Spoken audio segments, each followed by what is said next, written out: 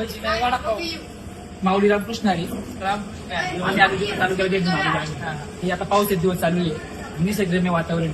जुन्नर तालुका म्हणतो परिस्थिती तिथे पाण्यासारखं म्हणतात. आपण शिवजन्मभूमी जुन्नर तालुका असेल, लेणेद्री, शिवनेरी, माळशेज घाट, नाणेघाट, नारायणगड असेल, नैसर्गिक पुली आपल्या अनेक ठिकाणी आणि सावण किल्ला पण आणि पर्यटन स्थळ आहे. आम्ही तुमची रील पाहिली होती. आम्ही जुन्नर तरी आम्ही वरती ना तुमची रील पाहिलं झाले होते. आम्हाला वाटतं लगेच सरांना भेटावं. तुम्ही लगेच सरांना बाहेर बोलून घ्या. माऊली रामकृष्ण हरी. तुम्ही खास पुण्यावर मला भेटायला आले, खूप मला बरं वाटलं. तुमचं कसं कडे येणं झालं मग? तुम्ही आलं बरं वाटलं. माऊली या. काय माऊली मग घेतली का नाही शेट? शेटची किती गाठ आता व्हायचं मग शेट उभे शेटची गाठ मी जिंकली मस्त पाहिजे. काय म्हणते शेट मग? शेट काय म्हणले आपण ऑफिसला भेटा म्हणले ती आपण चर्चा वगैरे करू. आता आम्ही ऑफिसला निघतोय चर्चा करायला. ओके. माऊली रामकृष्ण हरी. तुम्ही बोलल्याप्रमाणे तुम्ही पुण्यावरून आले. तुम्ही त्या इंस्टाच्या पेजवरती गेलते, आम्ही जुन्नरकडे. तुम्ही खास कुठे गेलते? माऊली आम्ही खास पुण्यावरून आलो. आम्ही जुन्नरला गेलो होतो. आपला जुन्नर तालुका म्हणलं तर पर्यटन तालुका आहे. तिथं पाण्यासारखं बरंच आहे.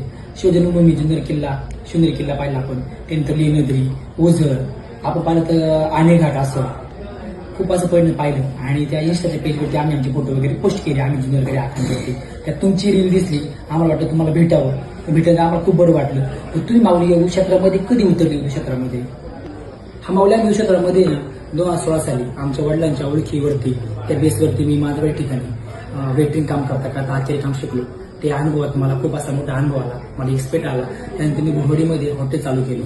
ते हॉटेल नावारूपाला आलं आणि ग्राहकांचा प्रतिसाद चांगला होता. त्यामध्ये मी हॉटेलमध्ये मेनू चालू केले. आपली मेनूपेक्षा तिखट आणि बायको झणझणीत आम्ही मिसळ चालू केली. त्यानंतर आम्ही कढीवाडा चालू केला, रस्सावाडा, कांदा भजी, बटाटा भजी. तशी सुरुवात आपल्याकडे मिळते मटकी वेळ. तुम्ही आला, आम्हाला माऊली खूप बरं वाटलं. तुम्ही असंच नेहमी येत जा. तर तुम्ही जो अनुभव घेतला त्या अनुभवातून तरुण मुलांनी काहीतरी घेतलं पाहिजे. खूप आम्हाला बरं वाटलं. तुम्ही साधं वेटरिंग काम केलं. त्या कामाच्या अनुभवातून तुम्ही गुरुकृपा हॉटेल स्थापन केलं. तुम्हाला ग्राहक पण यायला लागले. पण ते म्हणतात का ते टाकीचे घाव सुद्धा देव पण येत नाही. देवालाही पण किती वेदना सहन कराव्या लागल्या. आपण तर मनुष्य माणूस आहे. आपण जर पाहत असतो या ठिकाणी युपी बिहारची पोरं आपल्या भागात येऊन 2 पैसे कमवतात. आपला मराठी समाज मागे पडत चाललेला आहे. तरुण मुलांना काहीतरी केलं पाहिजे. तुमचा आदर्श घेतला पाहिजे तरुण मुलांनी.